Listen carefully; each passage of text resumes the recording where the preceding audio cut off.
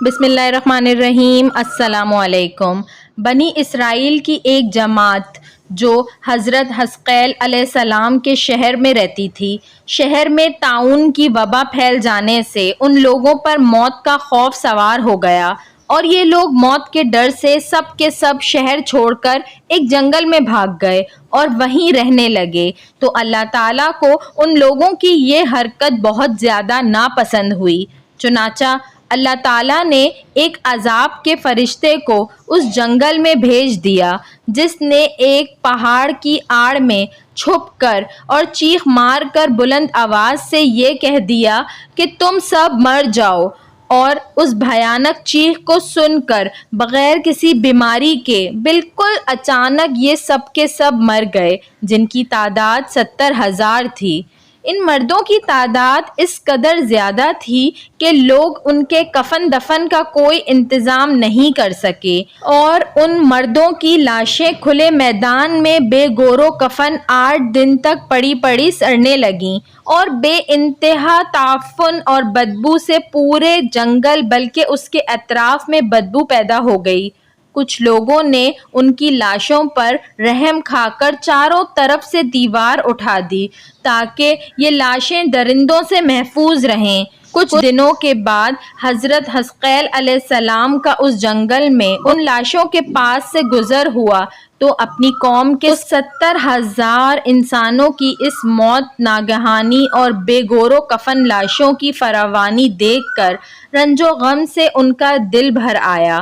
آپ دیدہ ہو گئے اور باری تعالیٰ کے دربار میں دکھ بھرے دل سے گڑ گڑا کر دعا مانگنے لگے کہ یا اللہ، یہ میری قوم کے افراد تھے جو اپنی نادانی سے غلطی کر بیٹھے کہ موت کے ڈر سے شہر چھوڑ کر جنگل میں آ گئے۔ یہ سب میرے شہر کے باشندے ہیں، ان لوگوں سے مجھے انس تھا اور یہ لوگ میرے دکھ سکھ کے شریک تھے۔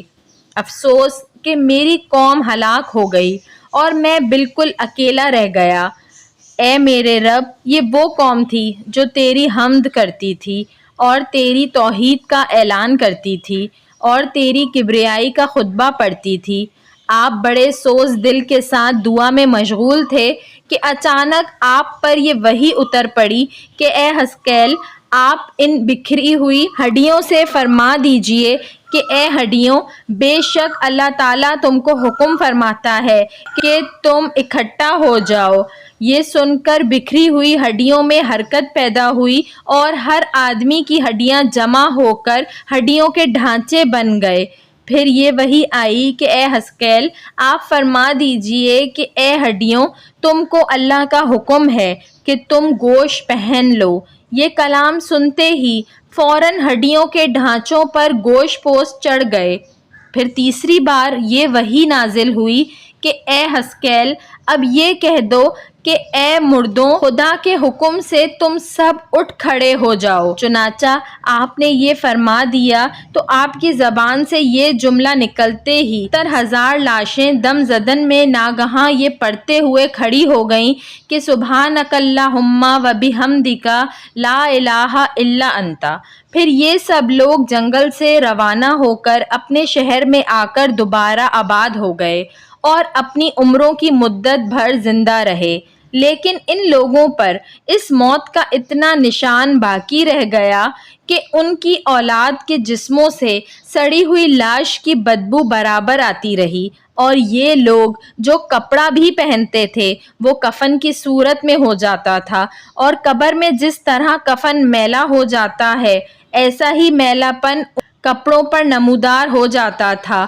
چنانچہ یہ اثرات آج تک ان یہودیوں میں پائے جاتے ہیں جو ان لوگوں کی نسل سے باقی رہ گئے ہیں۔